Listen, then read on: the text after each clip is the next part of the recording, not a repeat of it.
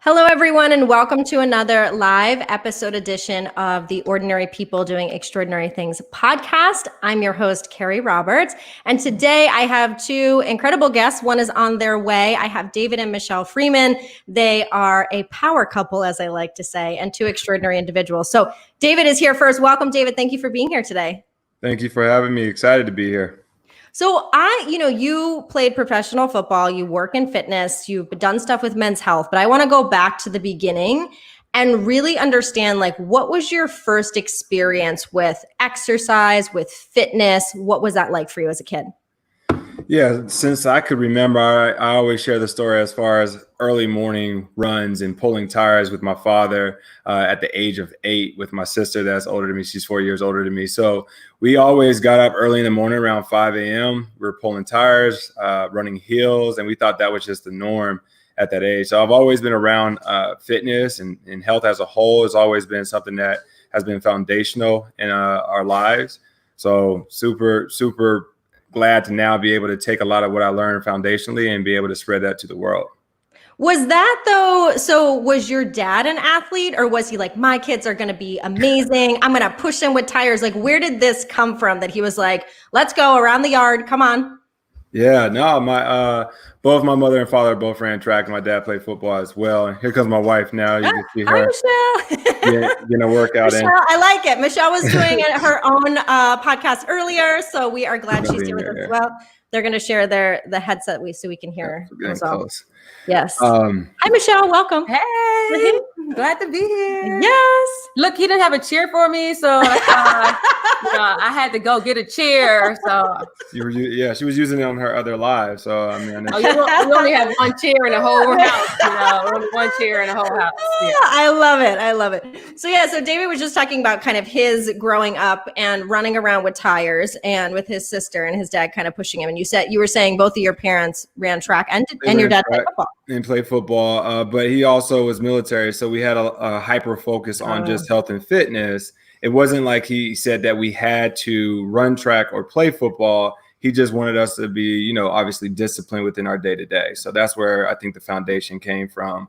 And it just happened to be pulling tires and running hills. I like it. My neighbor used to do the same thing with his kids. They used to run around with tires. I was like, what are they doing? So now I understand for football and that sort of thing. Mechelle, your background, I'm curious, you growing up, what was kind of your first experience with fitness or exercise as a kid?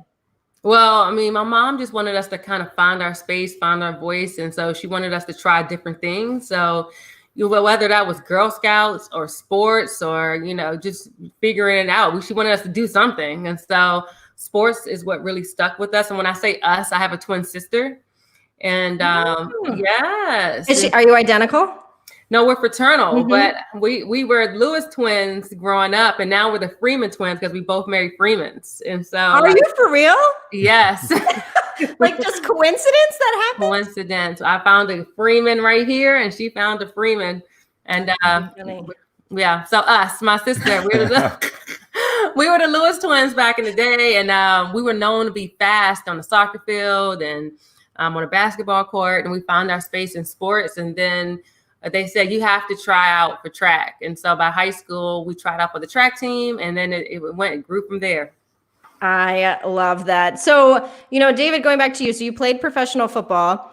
What made you kind of decide to pursue football and kind of at a more serious level at a young age? Well, my dad wasn't a big fan of football just because of the high risk of injuries and things of that nature. So I got into it. I played it obviously as a little kid, but it was, some Pop Warner type things. And then middle school played it. And then when we got to high school, that's when he wanted me to kind of hyper focus on school and track.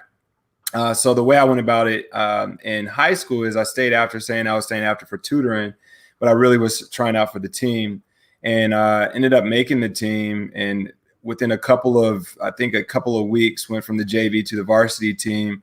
So was able to excel pretty quickly there. And I always was drawn to football just because of the community aspect and just the team aspect. I thrive in those type of environments. So it's just something about just being part of something bigger than myself that draws me in. And when you went though for professional football, this was after high school or after college that you did that? After college, it was the professional European football league. So, I mean, I had my aspirations on NFL, but that door didn't open up for me. But I was able to travel the world and go to Denmark and France. And that's where I learned a lot about myself and came into my own as my craft and my whole identity, because I found out more about myself being present and being isolated from a lot of the distractions. Yeah. And Mechelle, you are a track star. I mean, you went to the Olympics for track. So again, first of all, I'm curious, did your sister follow the same path? Were you both kind of training in the same way, or no, that was what you wanted to do? Well, I mean, we both were on that same path initially. We were both recruited to the University of South Carolina. She was a national champion in the 400 coming into college. And that's where it kind of like broke down for her, because she had a career-ending injury at South Carolina. And so she tore her quad really, really bad and never ran again, once we left college. But I actually, decided to keep going with it. We always talked about the Olympics. And so after college, I took about 4 years off from the sport because I went to graduate school, and then I worked in New York City for 2 years.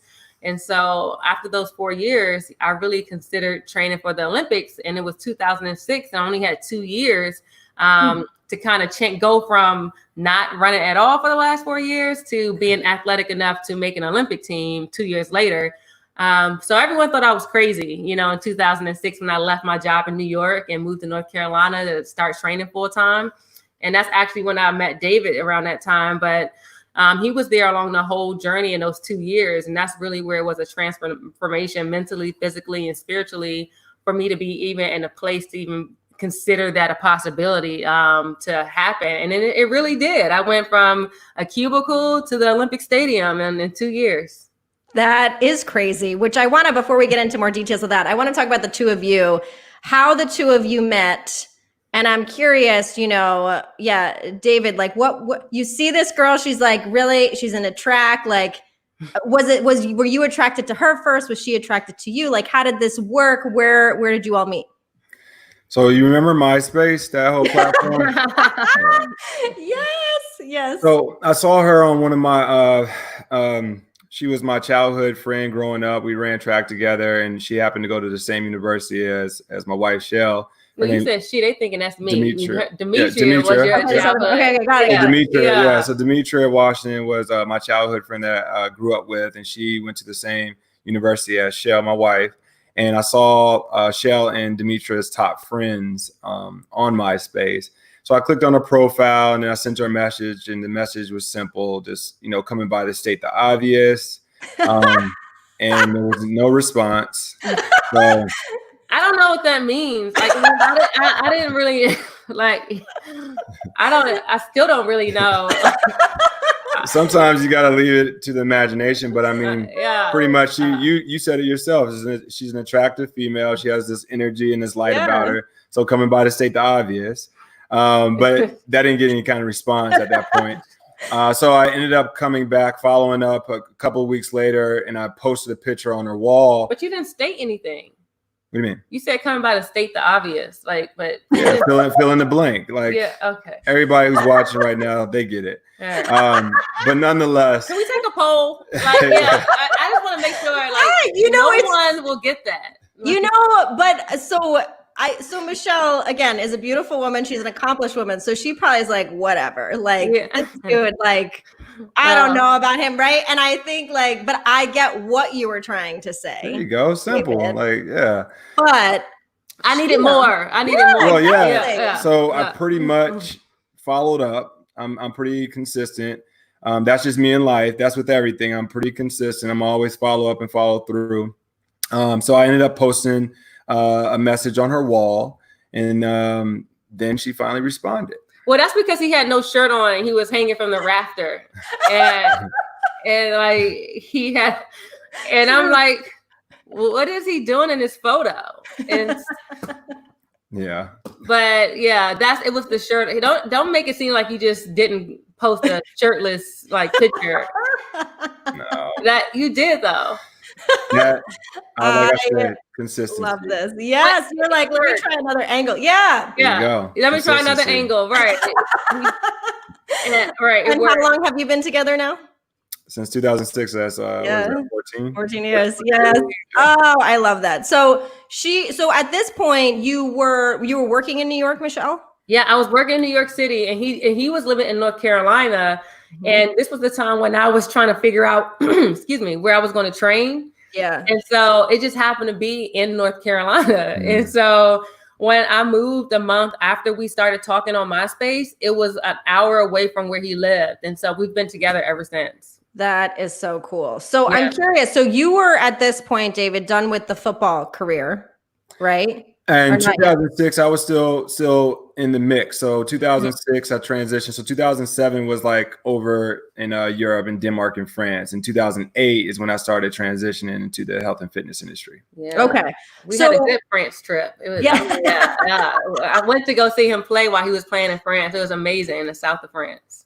Yeah. What is football like in France versus in the US? It's not the same. Yeah. The level of competition, I respect. And we're talking, let me correct. We're talking about American football, not American soccer. football. Right? Exactly. So, and they'll correct you very quickly over there that football is soccer. Yeah. All right. So it's good that you pointed that out. But I mean, that's the global sport. That's the number one global sport, I would imagine. And it was strong in Europe. American football over there is there. But it's not the big thing. So, I mean, the experience that I ended up having over there was more about being able to travel, learn more about myself. And I'm always thankful for that experience, and still being able to connect with those individuals while over there was an awesome experience. Yeah. And you were saying, Mechelle, that when you were kind of in this process of training for the Olympics in 2 years, which seems crazy, that David really kind of helped you. How did he help you, in what way, and how, whether it's support, or was he training you, or was he running with you, or what was he doing to help you? Oh, well, he can never run with me. I just want to be clear on that one. But I'm so glad you're on this show. We originally, when he talked about you, I was like, we need to have both of you on. So. Yes, what to say. But he was definitely supportive. He always, when we have the same like mindset as far as like the grind. And so he never was like challenging me as far as like, I don't get enough time. I don't, you're not putting no energy in us. He understood. And so that's so important when you can have somebody that understands you and that's aligned with your goals and your objectives. And so that was the biggest way that he supported that whole journey, just being just understanding and giving me that space to do what I needed to do. Now, when you're training, whether you're training again to be, a competitive athlete in football at the level you were at, David, or again, an Olympian for yourself, Mechelle, how is the training different than someone who's competitive, but they're not training at a higher level? What are you doing differently, mentally or physically? Oh gosh, I mean, you're all in. Like it's nothing compromised. Like nothing else matters but this one thing. And so, I think it's levels to it. And so when you're at that highest level, like it's nothing that is going to get compromised as far as like if someone's like, well, we need to go out, or we need to, go with me to Miami, and it's like no, and no, so. It's not even a question, when you're at that high level. Yeah, when you look at it from a specialist standpoint, when somebody's training for their specialty in their sport, objectively, that's the focal point. So therefore, it's all about that. So what Mechelle just said is that's all that really matters, because that's the end goal and result that you're looking for, is to be able to perform at your best on game day. When you're training the individual, I don't call it the everyday individual, but you're training for life. In that sense, you want to be healthy. You want to think of longevity and vitality. How am I going to be able to do the same thing I'm doing now 10 years from now is a different mindset. So it's a long game when you're training the everyday individual. And then you have a window of opportunity when you're training for your sport. Yeah, no, that makes sense. Now, when you completed the Olympics, when you were done with football, was there a sense of accomplishment, relief, or kind of like, what do I do now? Like, what were kind of the feelings when those things were done at that point in your life? Let me go first. Oh, yeah. I had a sense of relief when I came into my own. Like I said, when I was overseas And I started doing more journaling and writing and just being more present. We were just talking prior to getting on how we do these walks. That's something that's so key because I really came into my own understanding what my purpose and what my why was in life. And that was to help empower and elevate people. Fitness and health and fitness industry is just a platform, but what I do goes beyond health and fitness. So I just knew that my energy, what God had for me, was just to position me in a different field to be able to still make the same impact that I potentially could have made if I was in the NFL. So I just shifted my mindset to put me in the lane to know that I'm still able to do exactly the same thing I wanted to do if I was at the NFL level. Yeah. And what about you? I think, when you make something or you do something that's at the highest level that you can, obtain or attain, and then it's taken away. It's a time that you go through, like figuring out, like, if that's like what I can offer the world, my best ability, like what else am I supposed to do for the rest of my life that'll give me that much, not just satisfaction, but where I can feel like I'm able to impact the world at that level. And so it was a transition emotionally and mentally for me to figure it out. It took time for me to put the pieces together. And if I couldn't, be one of the fastest women in the world, how can I still be a part of that culture and impact people in that space? And so, I figured it out, I end up, the birth of TrackGirlz, happened, but it's just a process and you go through it. And it's almost like, when you have to like grieve something that you've lost, it's a process and you have to acknowledge that time period that you grieve. But at the same time, you have to, keep moving forward and put the pieces together. And like I said, before the Olympics, I was working in marketing and that's my specialty. So I started to realize that I just have to figure out how to make everything come together. I don't have to just be a marketer or I don't have to be one of the fastest women in the world. But I can figure it out and make all of me work together. And it just took time for me to get there. Yeah. I agree. I think do you guys have any advice for people that maybe are coming out of a competitive thing? I think especially when people are known for something for so long, it's hard to, like you said, let go or transition and they get kind of stuck. Do you have any advice for people that maybe are feeling that at this point in their life? Yeah, I would go back to what I said. Is just the identity is the hardest thing to sometimes come to the foundation of who you are. Like the identity piece is so key. We might think we know who we are because of what everybody else has been saying our whole life. And we've been on this platform that everybody praises, right?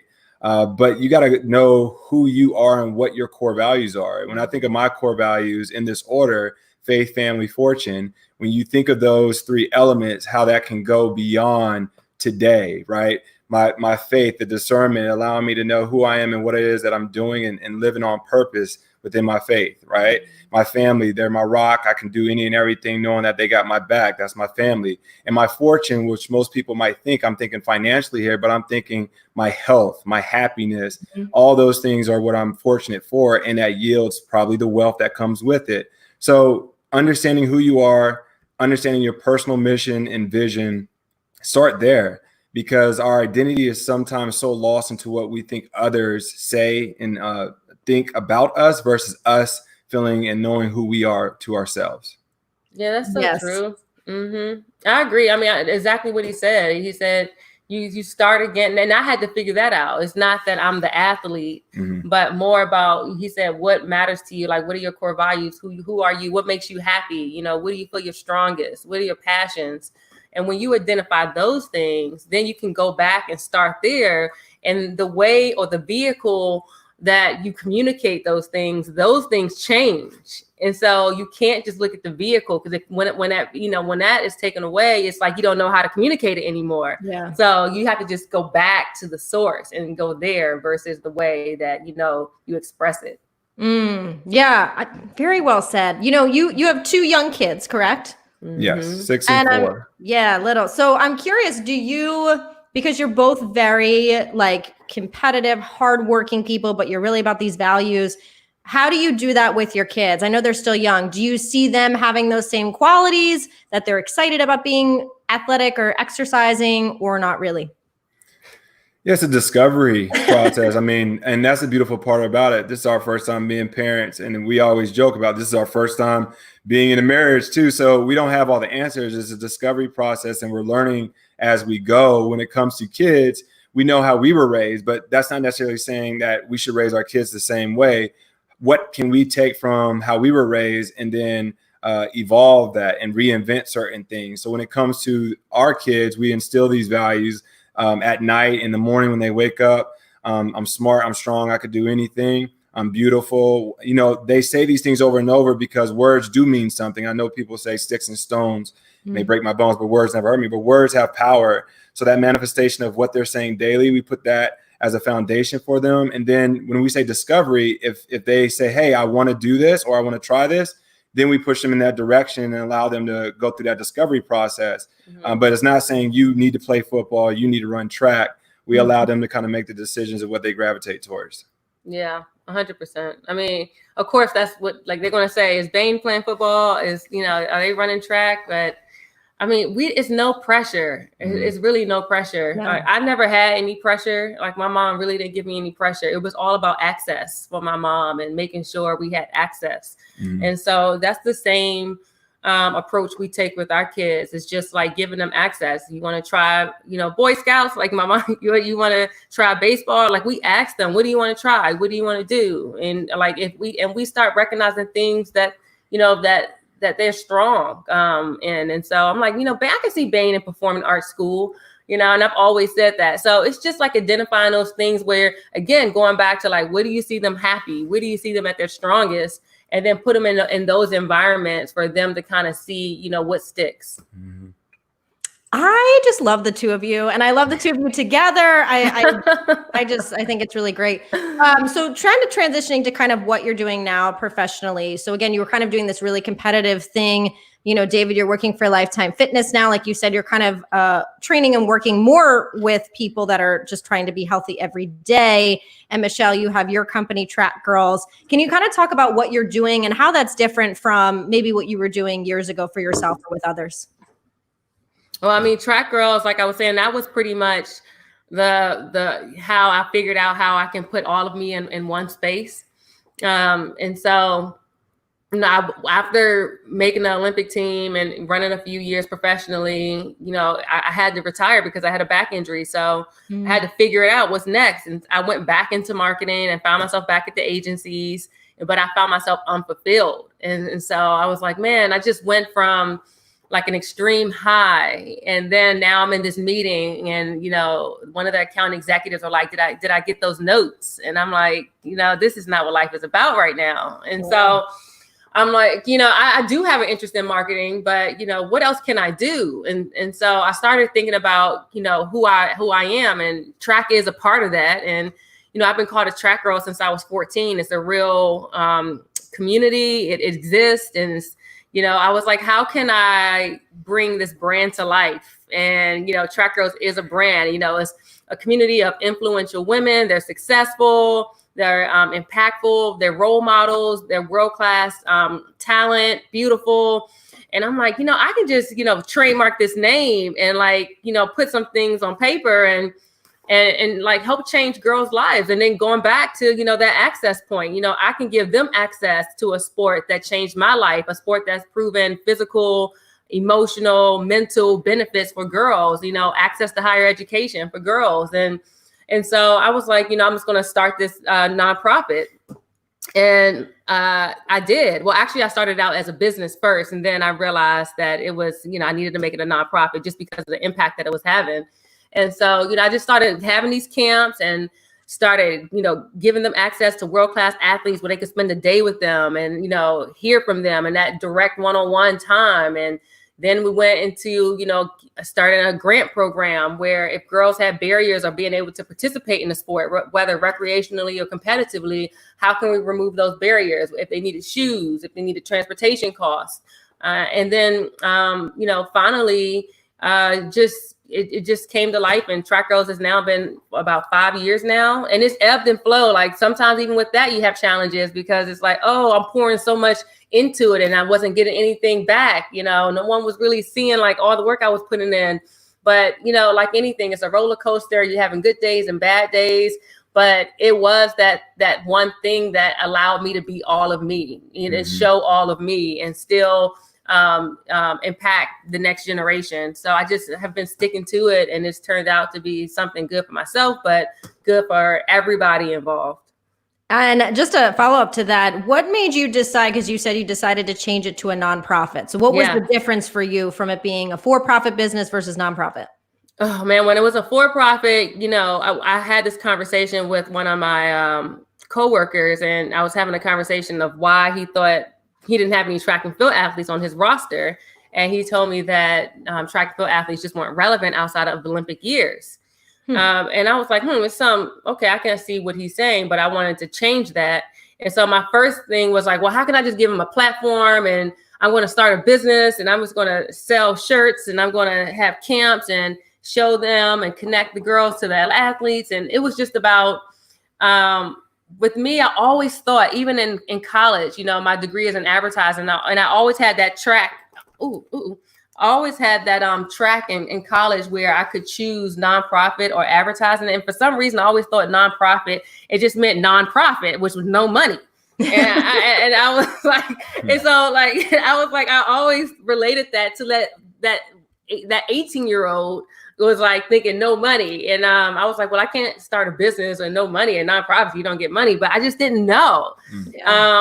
And so, it just was a little piece of ignorance, I would say, with that. But so when I started going into the camps and really, starting these interactions, I realized the impact. And what I was really trying to do was help change lives, and again, give them access, and be that person to open the door for them.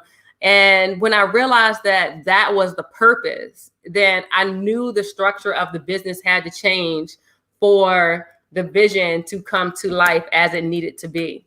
And so, in 2018, I started it as a nonprofit. And then now I have a partner, her name's Jennifer, and it has really now been in the right space for it to grow the way it needs to grow. Yeah. Oh, that's beautiful. And I think it's a good distinction, because I think a lot of people do struggle with what it should be. And there are differences, but like you said, they both still have to make money. It's just in a slightly different way. So. It's in slightly different ways. And I'm like, nonprofit, it doesn't mean you don't have any money, because I see a lot of nonprofits with money now.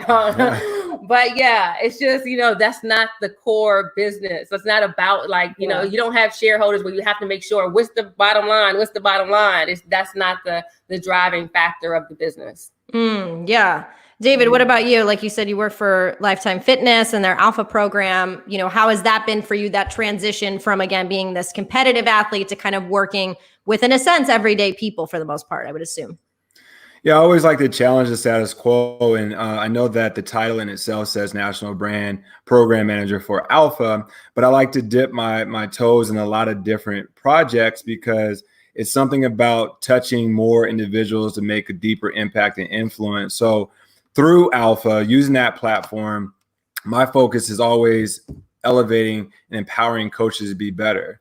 So being able to take the coaches and elevating their game, and now they're going to have these contagious vibes that they're going to be able to spread to other people, it makes the brand that much stronger. And we speak to what the brand is. A brand is the sum of all things that you do. But instead of just staying in one lane, which is personal training, I go over to aquatics, I go over to spa, I go over to cafe, because we all live underneath this umbrella. When we speak to what are the pillars of health and fitness, is so much more than just exercise. So what I try to make sure everybody understands is we have to have all these pieces to the puzzle for it to make sense. So I'm always elevating individuals through the knowledge. So when we talk about empowering them with the knowledge, and then elevating them within what it is that they're doing. And that's how you can evoke change. So we talk about the 3 E's, we call it the Freeman method, but empower, elevate, and evoke. And when you have that as your foundation, the knowledge, right, and then taking that knowledge and applying it, now the application of that knowledge becomes the power, and therefore that's how change is created. So okay, good. Pastor. Yeah. Mm-hmm. I love Amen. it. Amen. Yes. You know, and I want to go back to, so David, how you and I met. So we connected on LinkedIn. Yep. And I had put a post about diversity and inclusion, and you were like, yes, this. And it was a woman at a very high level company talking about how she's doing it, and she's doing a tremendous job. And then you and I had this conversation. And, you know, in the element of Black Lives Matter, and again, not just now, but always. And I want you to share, first off, you had this great kind of distinction between diversity and inclusion. And then you were telling me how like your work really loved how you said it, which I liked it too. I thought it was so smart and so clear how you said it, and that you're now kind of doing some work within your organization to kind of bring this about. So can you talk about the difference and where that came from?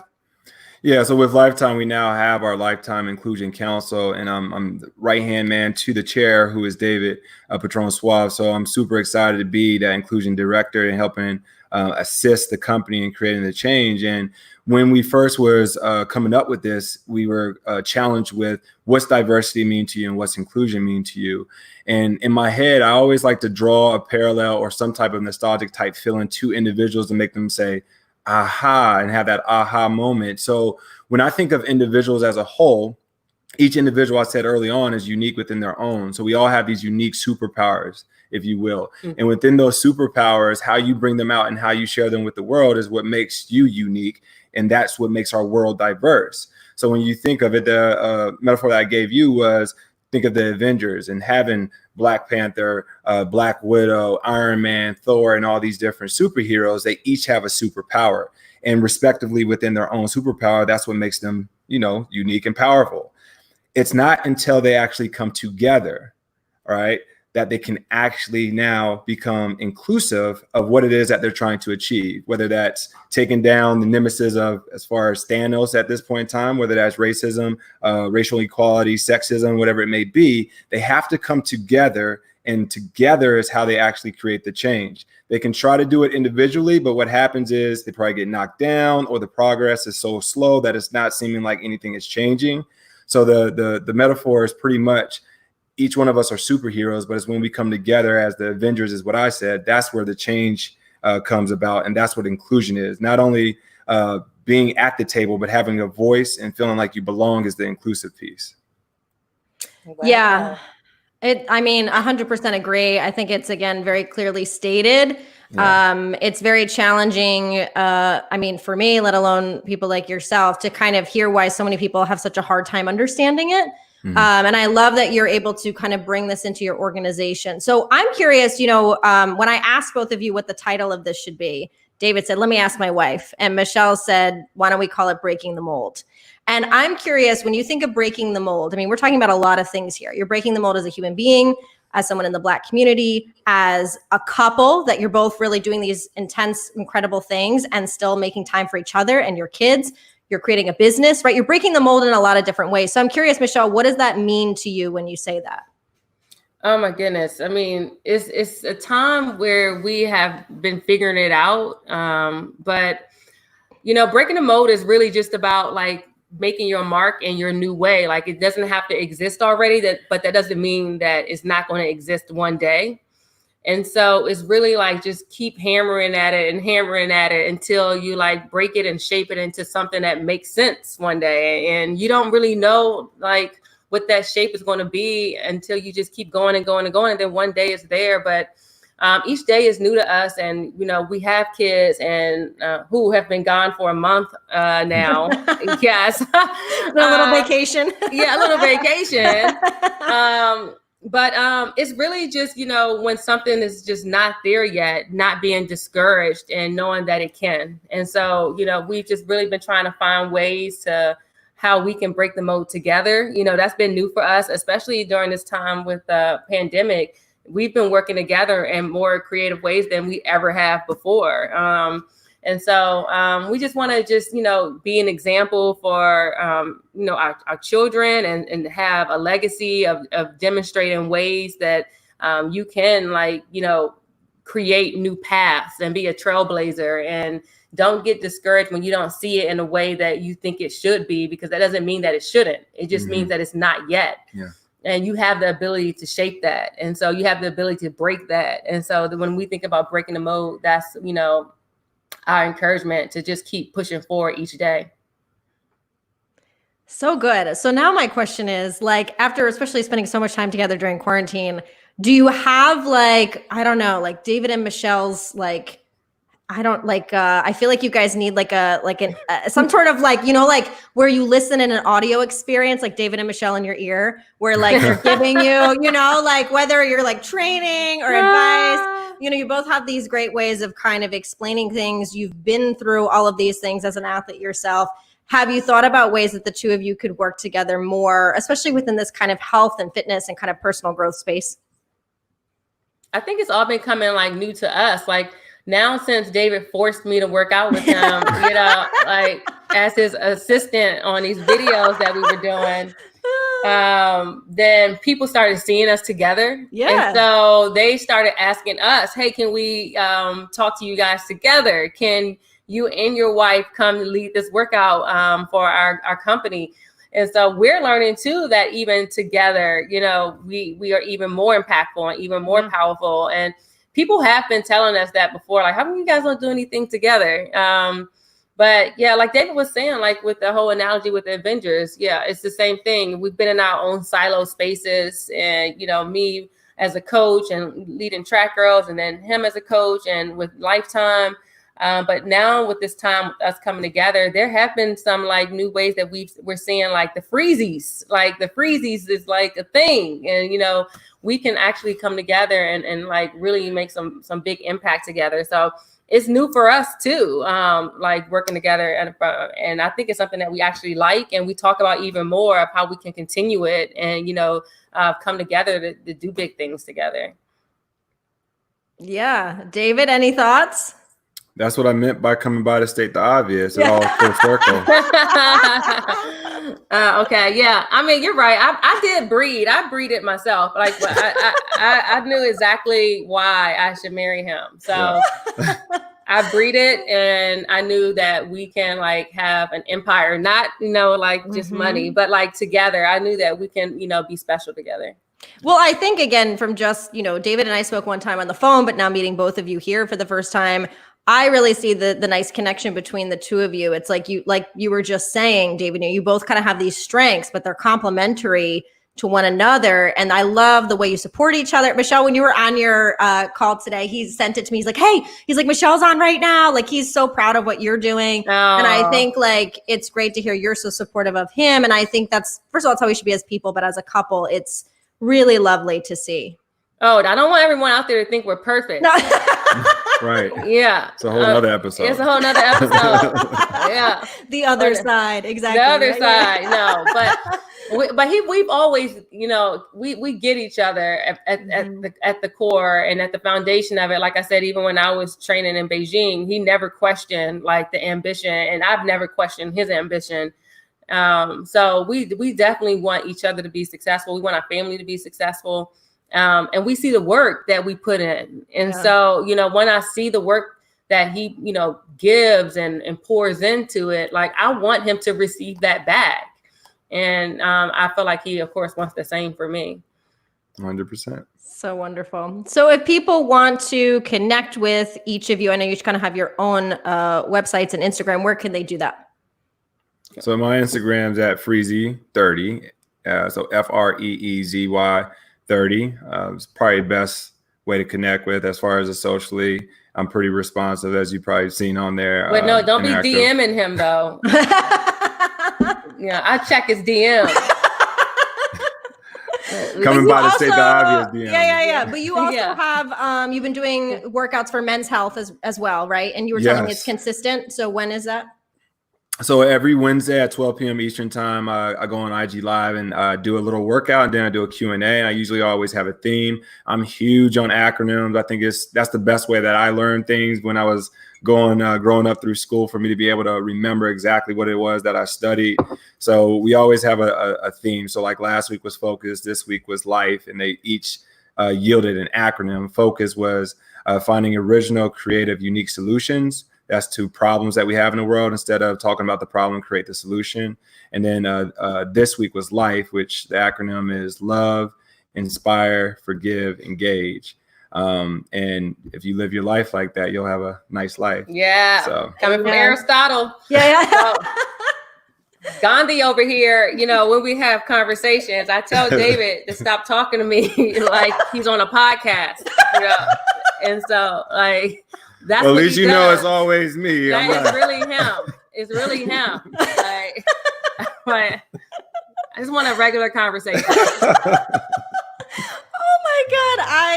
I get, it's so funny. It's funny because I'll talk to my family or friends and sometimes they're like, okay, like not every conversation has to be deep, Carrie. And sometimes you're just like, you like this. So I get it. So where can people connect with you, Mechelle? What's your Instagram as well? Yes, my Instagram is Mechelle Lewis Freeman, and it's Mechelle with the E, like Michelle, my belle. And so Mechelle, 2 L's too. So Mechelle Lewis Freeman, and then at TrackGirlz with the Z. You can also find me on there, really active. So find me on Instagram, follow, send a note, send a DM. Send a DM. Yeah, send a DM. Perfect. Yeah. And the last question I like to ask all my guests, I'll have you each answer, is what is one word or quote or mantra that you try to live by every single day? Oh, yeah.